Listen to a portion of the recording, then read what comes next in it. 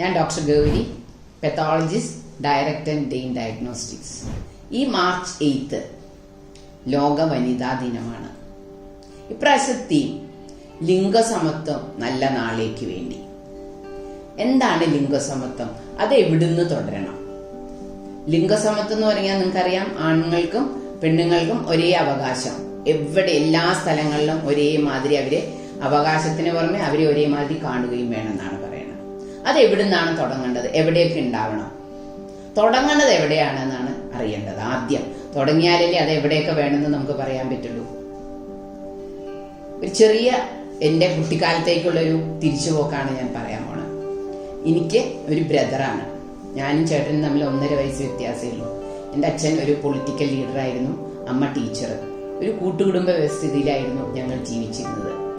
അച്ഛന് നിർബന്ധമായിരുന്നു എന്തൊക്കെ ചേട്ടന് കൊടുക്കുകയാണെങ്കിലും അതൊക്കെ എനിക്കും വേണം എന്നുള്ളത്. ഈക്വലായിട്ടാണ് തരിക. സ്നേഹമായാലും സന്തോഷമായാലും പുസ്തകമായാലും ഫ്രൂട്ട്സ് ആയാലും. അന്നൊക്കെ ഞങ്ങളുടെ കാലത്ത് ഫ്രൂട്ട്സ് ഒക്കെ വരിക തലച്ചുമടായിട്ടാണ്. അപ്പം മുന്തിരി വാങ്ങുകയാണെങ്കിൽ 100 ഗ്രാം എനിക്ക് വേറൊരു ഇതിൽ പേപ്പറിൽ തരും, ചേട്ടന് 100 ഗ്രാം വേറെ തരും.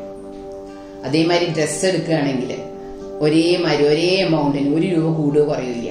ചേട്ടന് അന്നൊക്കെ ആൺകുട്ടികൾക്ക് ടെറി കോട്ടൺ ഷർട്ട്സ് ഒക്കെയാണ് വരിക. അത് കുറച്ച് കോസ്റ്റ്ലിയാണ്. നമ്മളെമാതിരിയുള്ള പെൺകുട്ടികൾക്ക് വെറും കോട്ടൺ ഡ്രസ്സാണ്. അത് അപ്പൊ എനിക്ക് കൂടുതൽ ഡ്രസ്സ് കിട്ടും ചേട്ടന് കിട്ടുന്നതിനേക്കാളും. അത്രയും തന്നെ ഒരാൾ തെറ്റ് ചെയ്താൽ വേറൊരാൾക്കും അടികൊള്ളും, ഈക്വലായിട്ട് കിട്ടും. അങ്ങനെയാണ് ഞങ്ങൾ വളർന്നത്. അതുകൊണ്ട് തന്നെ എനിക്ക് ഒരിക്കലും ഒരു അസമത്വം ഉണ്ടായതായിട്ടോ അല്ലെങ്കിൽ അത് അനുഭവപ്പെട്ടായിട്ടോ തോന്നിയിട്ടില്ല. എവിടെ ചെല്ലുകയാണെങ്കിലും ഞാൻ ഒരു മുൻനിരയിൽ തന്നെ ഉണ്ടായിരുന്നു.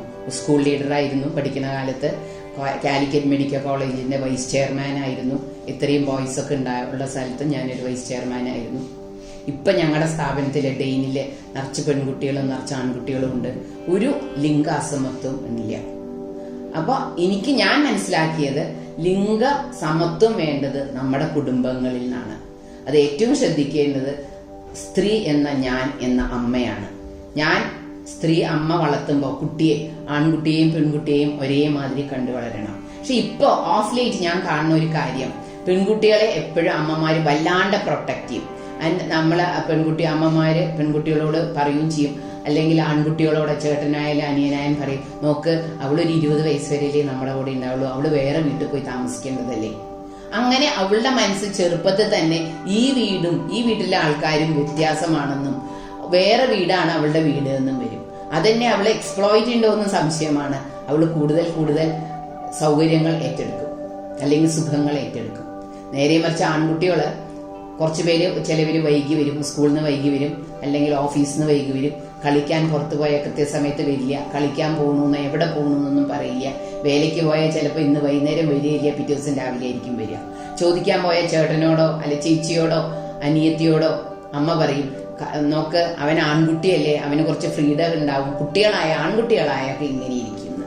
അപ്പൊ നമ്മളാണ് ലിംഗ അസമത്വം ഉണ്ടാക്കുന്നത്.